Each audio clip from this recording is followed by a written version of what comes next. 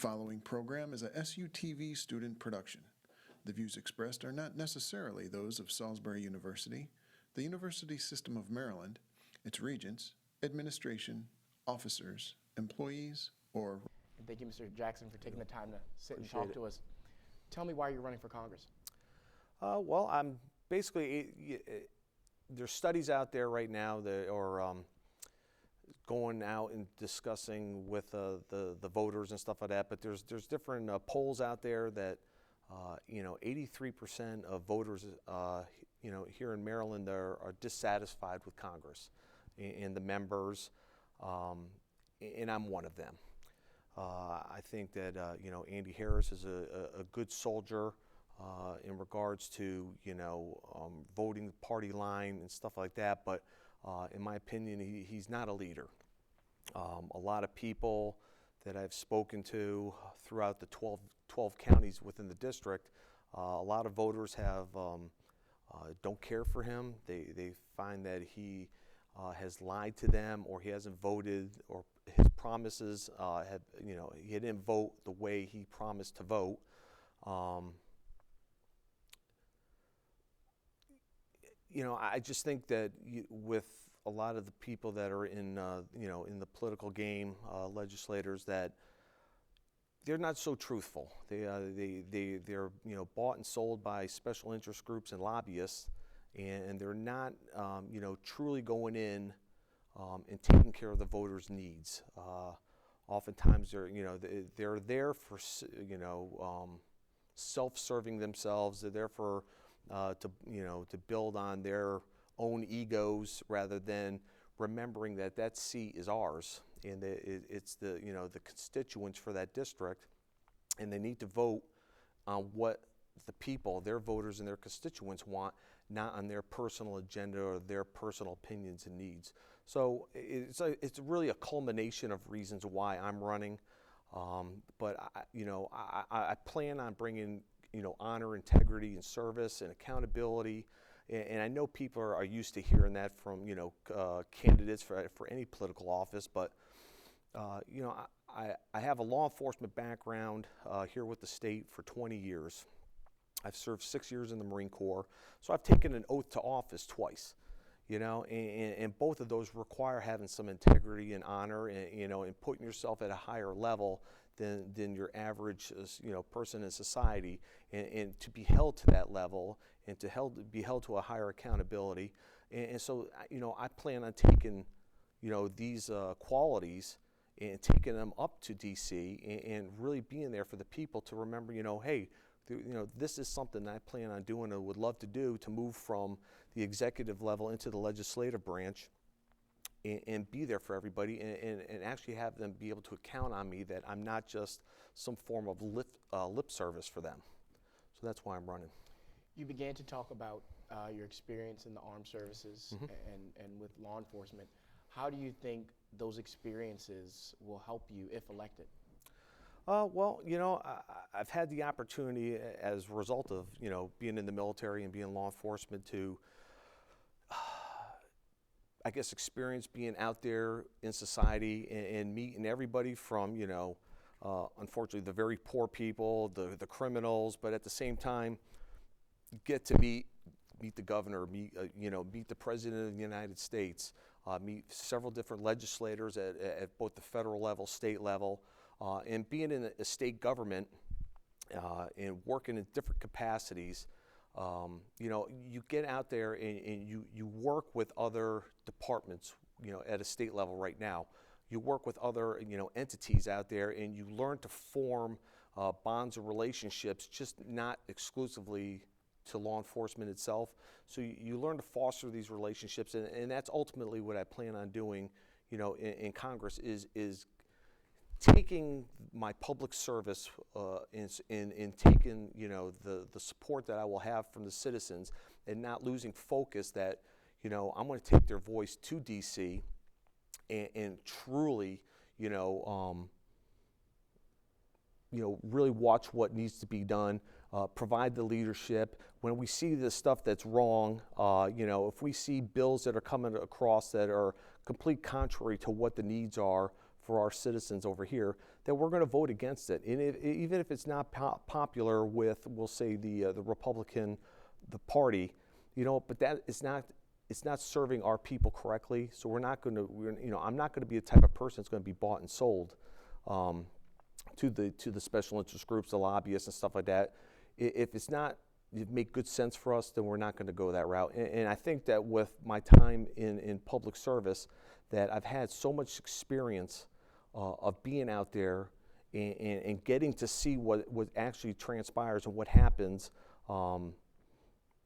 that a lot of people in society don't get to see.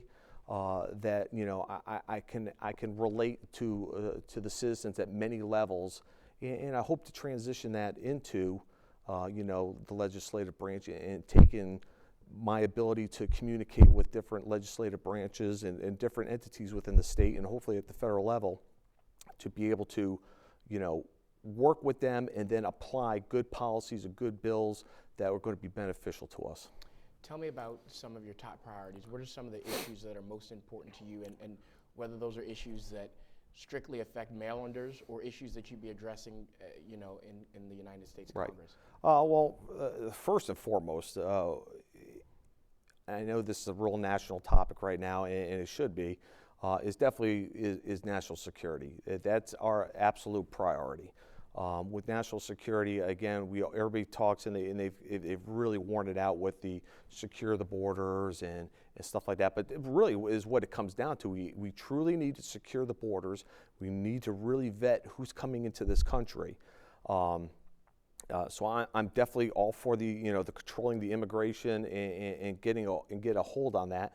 And it's not just a matter of bringing people in and vetting them, but we need to monitor who's here already and start working, because a lot of the immigration issues that we're having also are not just a matter of having people here, but it's also affecting us financially when they're receiving unqualified individuals that are illegal aliens or are receiving benefits from like Obamacare, receiving benefits from welfare that they shouldn't qualify for and they shouldn't be able to be recipients of.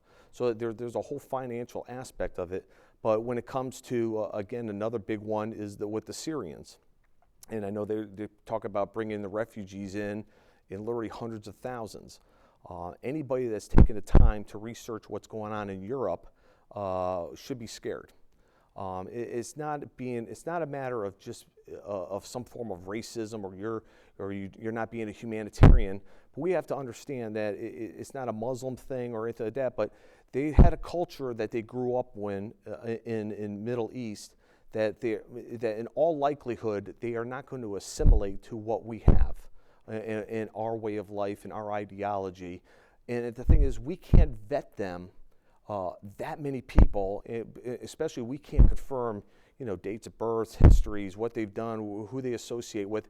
It's almost going to be nearly impossible. And even if they lied on applications to come to the U.S., we're still not going to be able to truly vet them. And then once they're here, well, now they're here, and now we have to deal with them within our own borders. We're better off to leave them over, hopefully over where their home countries, and assist them in their needs over there rather than bring them here and try to incorporate them in our own society. We're already $19 billion in the hole, and if we bring them over here, we're ultimately going to be supporting them for quite some time. So let me ask you this. You said you'd rather assist them where they're from, and as you know, a lot of the Syrian refugees are leaving because they feel as though they can't stay where they are. They're being killed, whether it be by terrorist organizations or some believe their own government. With that being said, are you saying that you believe the United States should be more involved abroad in places like Syria and yes, making that area safe? Well, we need to, again, the United States cannot be the police for the world. We definitely need to work in collaboration with all countries.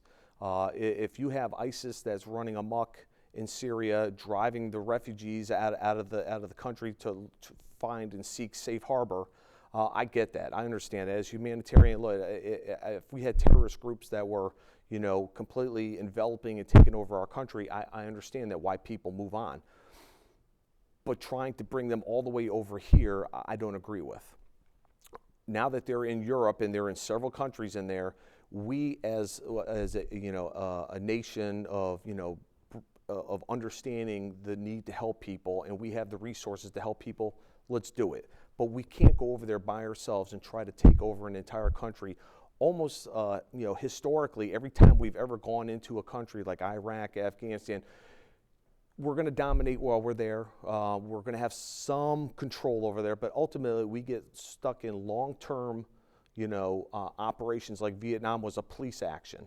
Ultimately, they usually don't turn out very successful because at some point you're going to come out. You're going to move out. You're going to move the personnel, our military personnel out, and then ultimately, whatever group that's in there that's going against the government that we've set in place ultimately goes right back to turmoil. So as an operation, if we could work with other nations from France to Germany to England to all the other countries, up in the United Kingdom, and find some way of putting a coalition together to be in place and find a solution that's going to be to work to eliminate that threat and to bring some stability there, that's what I'm for.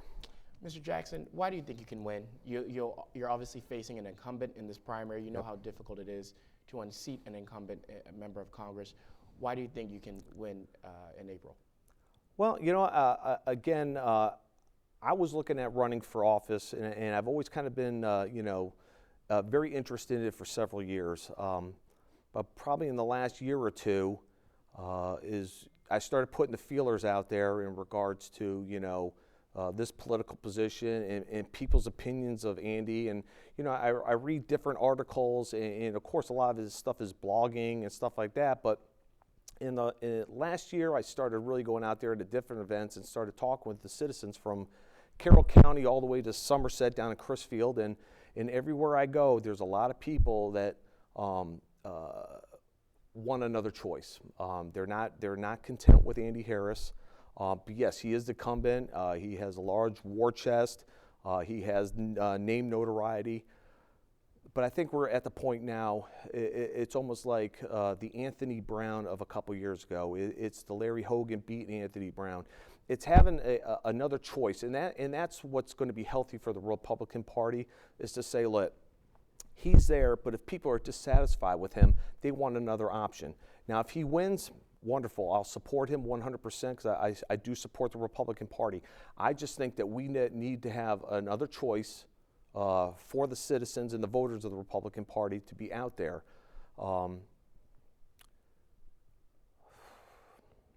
We're getting the wrap-up sign, so I'll end with, in a few sentences, anything else you'd like to add? Anything else you'd like the voters of the 1st District to know, people, members of the Salisbury University community? Well, I think one of the most important things is this, people forget that seat is for us. It's our seat. And again, I'm not going to Congress with any big dreams of and aspirations of doing anything other than serve everybody honorably, serve everybody with integrity. With it being our seat, I look forward to having direct contact with all the individuals, the constituents and voters. And I'll provide them my personal cell phone number so that when the time comes, if they need to contact me or reach out to me, I'll be readily available to them to serve them and get their opinion, their needs, because I won't forget that is our seat, and that I will serve them and allow them to work with me in our seat. Thank you so much for joining us. Thank you, sir. Appreciate it.